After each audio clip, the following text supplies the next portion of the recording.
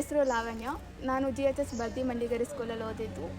ನನಗೆ ಗೌರ್ಮೆಂಟ್ ಸ್ಕೂಲಲ್ಲಿ ಓದಬೇಕು ಅಂದರೆ ಫಸ್ಟ್ ಎಲ್ಲ ಚೆನ್ನಾಗಿ ಹೇಳ್ಕೊಡೋಲ್ಲ, ಹಾಗೆ ಹೀಗೆ ಅಂದ್ಕೊತಿದ್ದೆ. ನಮ್ಮದೊಂದು ಮಿಡಲ್ ಕ್ಲಾಸ್ ಫ್ಯಾಮಿಲಿ. ಅವರಪ್ಪ ಭಾಳ ಕಷ್ಟಪಟ್ಟು ಓದಿಸ್ತಾರೆ. ಅಪ್ಪನೂ ಅಷ್ಟು ಓದಿಲ್ಲ, ಅಮ್ಮನೂ ಅಷ್ಟು ಓದಿಲ್ಲ.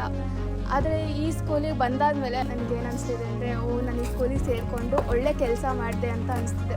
ಅದ್ರ ಜೊತೆಗೆ CTD ಕ್ಲಾಸಸ್ ಕೂಡ ಕಂಡಕ್ಟ್ ಮಾಡ್ತಿದ್ರು. ಅವ್ರು ನನಗೆ ತುಂಬ ಚೆನ್ನಾಗಿ ಹೇಳ್ಕೊಡ್ತಿದ್ರು. ಫಸ್ಟು ನನಗೆ ಮ್ಯಾಥ್ಸು ಸೈನ್ಸಲ್ಲೆಲ್ಲ ಇಂಟ್ರೆಸ್ಟ್ ಇರ್ತಿರಲಿಲ್ಲ. ಆದರೆ CTD ಕ್ಲಾಸಸ್ ಎಲ್ಲ ನನಗೆ ಕಂಡಕ್ಟ್ ಮಾಡಿದ್ಮೇಲೆ ನನಗೆ ಸೈನ್ಸ್ ಮೇಲೆ ಮತ್ತು ಮ್ಯಾಥ್ಸ್ ಮೇಲೆ ಸಖತ್ ಇಂಟ್ರೆಸ್ಟ್ ಬಂತು. ಆ ಇಂಟ್ರೆಸ್ಟ್ ಬಂದಾದಮೇಲೆ ನನಗೆ ಸೈನ್ಸಲ್ಲಿ ಏನಾದ್ರು ಅಚೀವ್ ಮಾಡಬೇಕು ಅಂತ ಆಸೆ ಬಂತು.